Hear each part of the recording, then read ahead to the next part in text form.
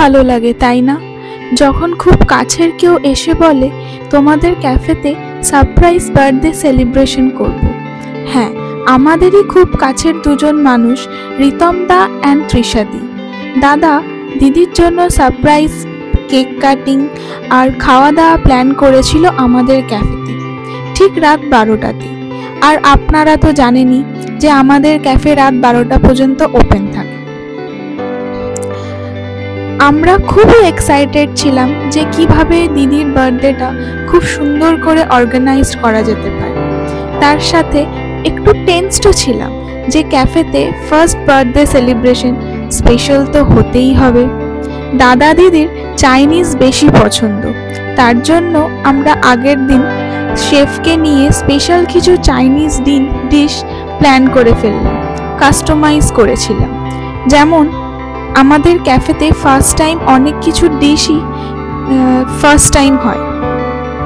ফার্স্টেই ছিল chicken drumstick for starters, তার সাথে ছিল cafe special complimentary pink lady, যেটা আপনারা ফার্স্টেই দেখেছিলেন।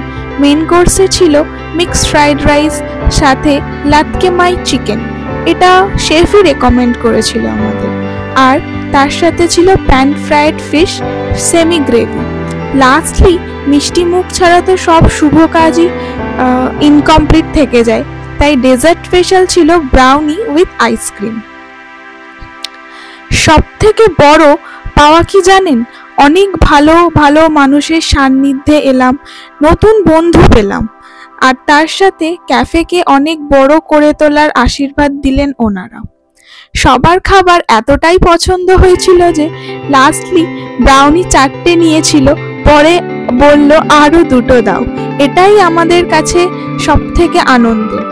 আপনারাও যদি আপনাদের বার্থডে, অ্যানিভার্সারি আর আদার স্পেশাল কিছু সেলিব্রেট করতে চান, তাহলে আমাদের সাথে অবশ্যই যোগাযোগ করতে পারেন। নিচে কমেন্টে বা ডেসক্রিপশনে আমি ডিটেলস, ফোন নাম্বার সব দিয়ে দেবো। অবশ্যই আপনাদের পছন্দ মতন কাস্টমাইজ করে দিই আমরা, প্লাস বাজেট ফ্রেন্ডলি। অবশ্যই কমেন্ট করবেন, কিছু ইনফরমেশন জানার থাকলে আমরা আপনাদের প্রোভাইড করে দেবো। এখনকার মতন টাটা।